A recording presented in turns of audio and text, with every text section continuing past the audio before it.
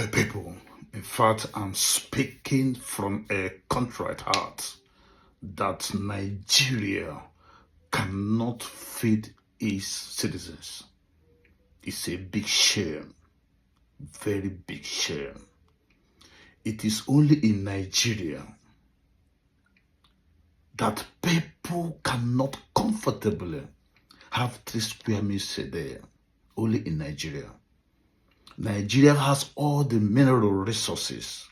Nigeria has everything in this world to make the citizens comfortable. Yet, we're in the midst of abundance and we're suffering like people that come from the ancient days. It is only in Nigeria, a country that has well over 250 million people, and somebody came from nowhere and said it was a storm. Because of one person, 250 million people are living below poverty line.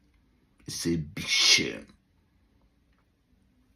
We have all it takes to make Nigeria a great nation, but because of ethnicity, because of tribalism, because of stupidity, we have created artificial suffering for ourselves, for our kids, for our mothers, and for the aged.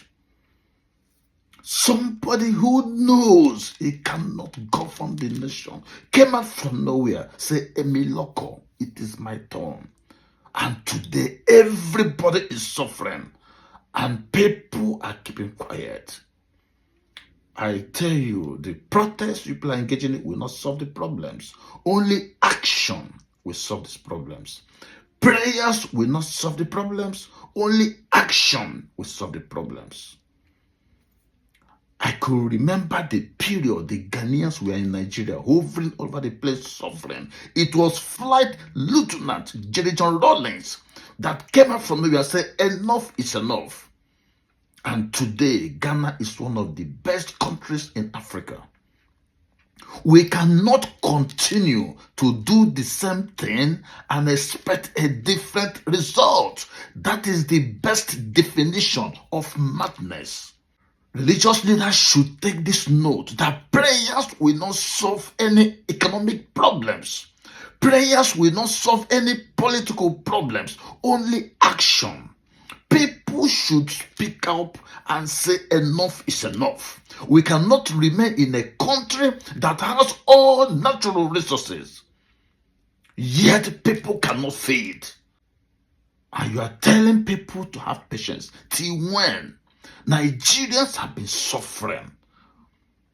But this year is the worst of it all. Even Buhari's administration is becoming a child's play compared to what people are experiencing today. Why are we keeping quiet? It's affecting everybody. Whether you live in Toronto, whether you live in Cambodia, wherever you're living, it's affecting everybody. We all have relatives in Nigeria. That a tuber of yam is going for 15,000 naira. People can no longer feed. How else would they be able to survive? Many people left the country because of stupidity of the leadership. Go to other countries, don't travel to any country. They remain in their country and make the country great. You come to Nigeria, we are fighting over religion, or we are fighting over ethnicity, we are fighting over nationality. We are telling all kinds of stories, creating problems for the unborn generations. How long shall we continue to tolerate this rubbish and this BS? I'm speaking from a contrite heart. We have rebel lands in Nigeria that can feed the nation, but people cannot go to the farms because of terrorism and herdsmen menace. How else will people survive? The people of the Middle Belt can feed the nation, but they can't go to their farms because they are being killed and murdered in cold blood. I don't want to make this long, But I'm telling Nigerians that nothing can be done until people say enough is enough. We have refineries, yet we do not have petroleum products. What the hell is going on? These are all artificial problems. It's not that we don't have the resources. We have everything. But some people, a select few, have decided that Nigeria will not move forward. That people will suffer and die. Go to hospitals, go to the markets, go to everywhere. People are suffering, gnashing their teeth. And people are keeping quiet. The religious cannot come out and protest. I say enough is enough. Listen to me. Only action can solve Nigeria's problems. If we cannot solve the problems on the international level, let the country divide peacefully into regions so that each region can develop at its own pace. We cannot continue to tell stories. We can't continue to whine and yell without actions. I do not believe in all talk and no action. Let there be action today. If the president cannot get it right, he should get out of that place and let somebody who knows what is doing govern Nigeria. We cannot, because of one person, and the country will be thrown into turmoil. It's an insult. What the hell is going on? I stop here and have a good day.